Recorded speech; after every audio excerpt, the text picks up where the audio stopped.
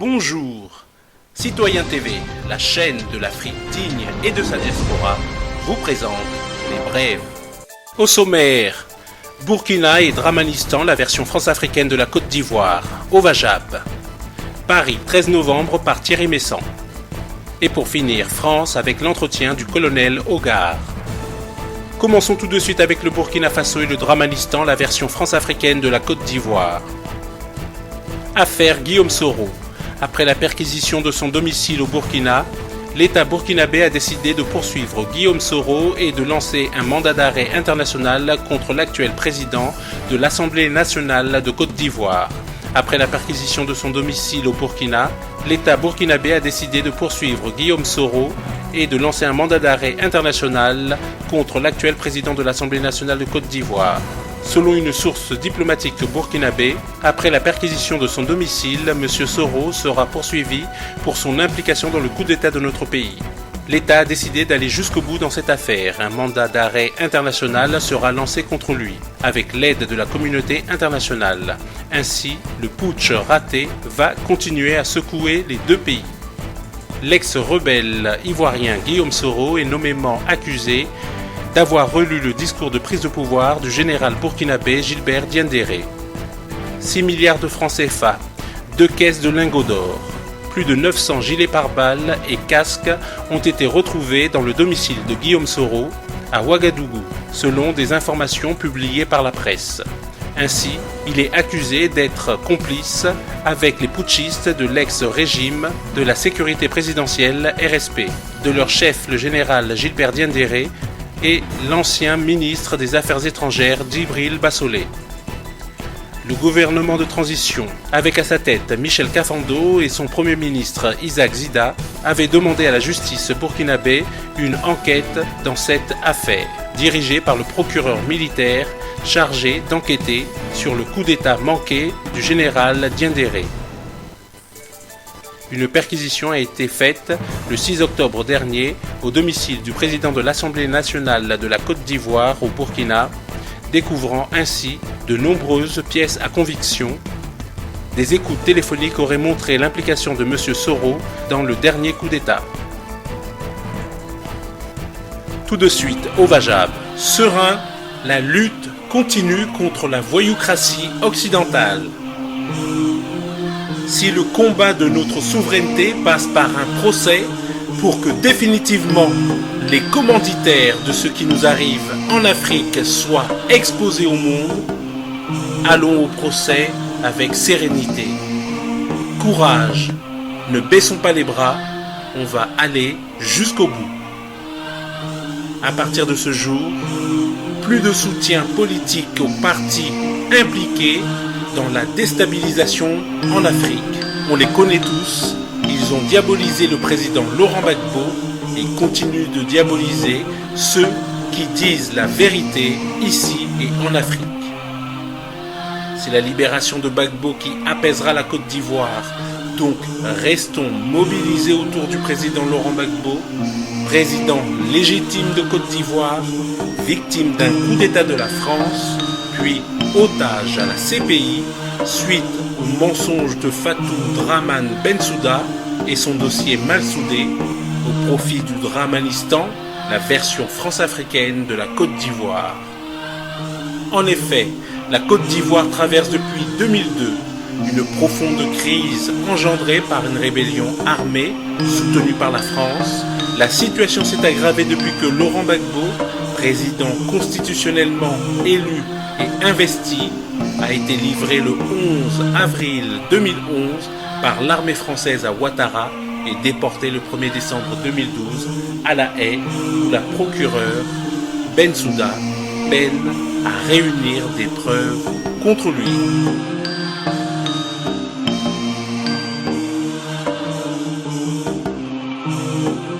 Tout de suite, Paris, 13 novembre 2015, par Thierry Messant. Par rapport au mobile que Daesh a invoqué pour justifier son action, c'est évidemment complètement faux. Parce que si Daesh doit se venger de quelqu'un, c'est pas du tout de la France, c'est de la Russie, et l'attentat aurait dû avoir lieu à Paris, à Moscou et pas à Paris. Bon.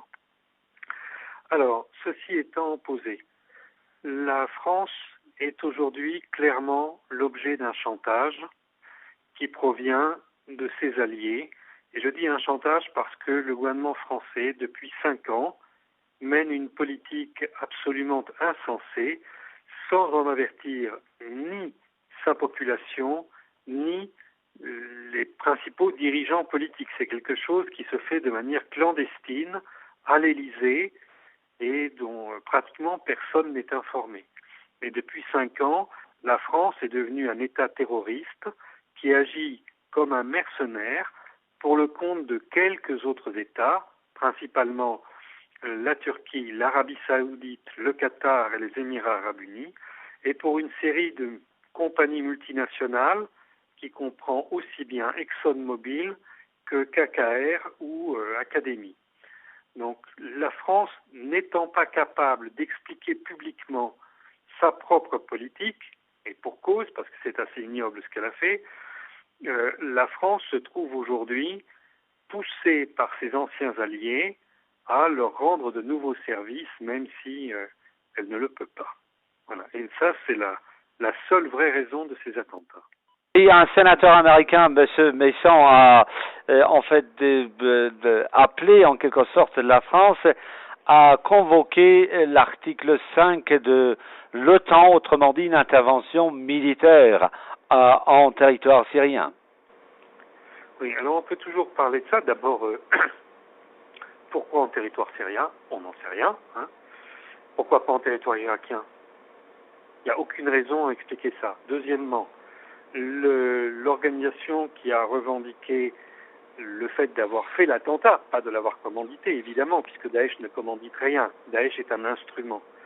Donc le fait que cette attaque, ce n'est pas un attentat, c'est une attaque militaire, ait été revendiquée par Daesh, ça ne permet pas d'évoquer l'article 5 de l'OTAN, qui ne se comprend que dans les relations entre États. Daesh n'est pas un État, personne ne le reconnaît, sauf les gens qui le soutiennent, à savoir la Turquie, l'Arabie Saoudite, le Qatar et les Émirats Arabes Unis. Mais en fait, toujours, en fait, si vous me permettez, je voudrais vous poser cette question autrement. Quelle politique pourrait avoir à adopter désormais la France? Est-ce que la France va-t-elle intensifier ses raids, par exemple, contre Daesh en Syrie, en Irak et même en Libye? Est-ce que la France pourrait décider d'envoyer des forces spéciales, des troupes au sol en territoire syrien, parce que certains médias en ont déjà parlé? Moi, cette hypothèse me paraît complètement fantaisiste, parce que la France ne va pas rentrer dans un territoire qui est aujourd'hui protégé par la Russie. Donc c'est même pas la peine d'explorer cette voie, ça me paraît impossible. Et pour finir, France, entretien avec le colonel Hogar. Pourquoi êtes-vous parti en Syrie et qu'est-ce que vous y avez vu? Alors je suis allé en Syrie avec une délégation française qui était composée d'hommes politiques, de 5 députés, d'hommes de la société civile en fait, dont je fais partie, et à l'initiative de SOS Chrétiens d'Orient. On est resté qu'à Damas, la seule sortie que nous ayons fait en dehors de Damas, c'est Maaloula, très important, mais ce que j'ai vu, c'est donc un pays paradoxalement en paix, bien que Damas soit affecté aujourd'hui toujours par la présence d'un réduit islamiste d'Al-Nosra qui est le quartier de Jobar. Donc, la deuxième impression, c'est un État, l'État syrien, qui tient, qui entretient le personnel de l'État, les fonctionnaires, les militaires, etc., malgré l'opposition du monde entier, quasiment, à l'exception de la Russie. Cet État, on en a rencontré le président Bachar el-Assad, un homme posé, calme, intelligent, déterminé et plein de bon sens. Au moment où vous étiez à Damas, la France a été frappée par des attentats islamistes, elle aussi. Qu'est-ce que vous a dit le président syrien par rapport à ces attentats? Alors, le président syrien a été extrêmement posé, mesuré, pas du tout arrogant, il aurait pu l'être. Ses seuls mots ont été « Je vous présente toutes mes condoléances, et en particulier aux familles françaises éprouvées. Vous vous rendez compte de l'ampleur du terrorisme qui nous frappe maintenant depuis 5 ans, parce que c'est notre situation quotidienne.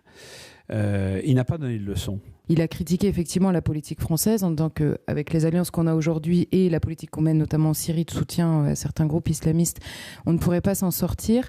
On a appris que Manuel Valls avait refusé de collaborer avec les services syriens pour obtenir la liste des djihadistes français. Quel était le message de Bachar el-Assad pour la France et pour les Français ? Il nous a dit, écoutez, je ne vois pas pourquoi je collaborerais avec votre gouvernement qui me prend pour le diable et qui ne veut pas collaborer avec moi.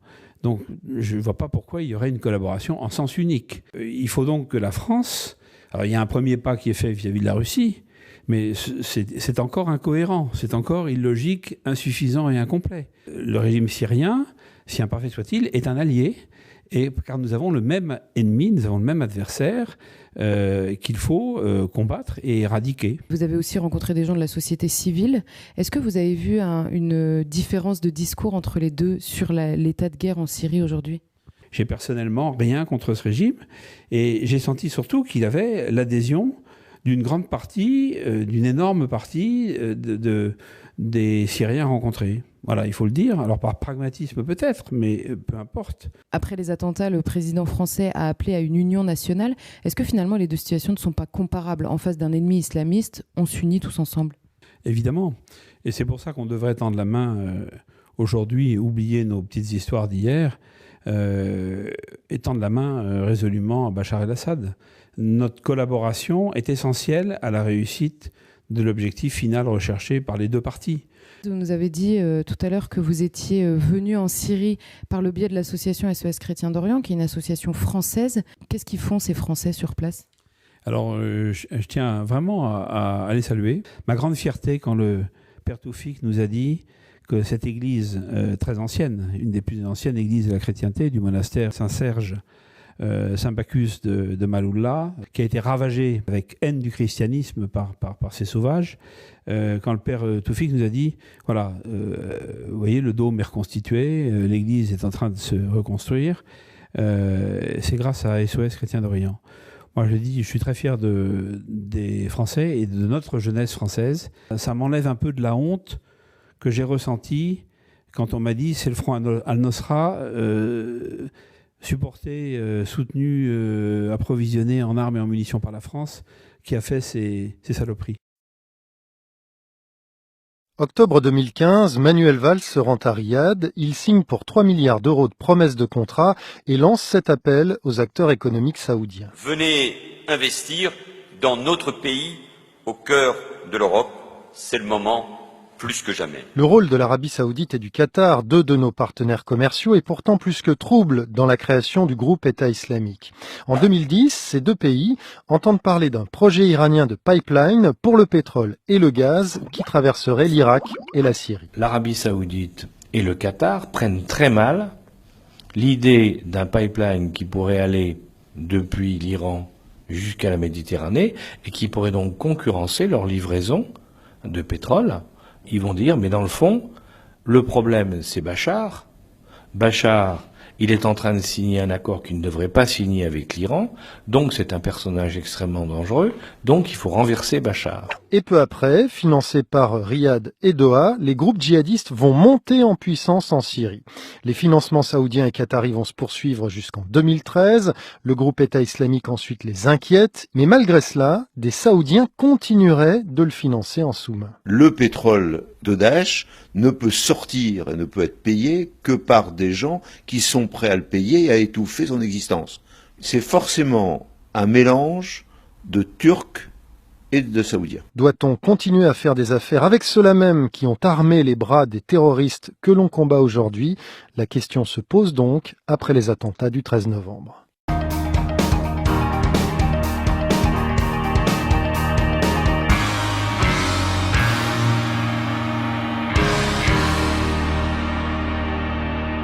Citoyen TV, la chaîne de l'Afrique digne et de sa diaspora, vous a présenté Les Brèves.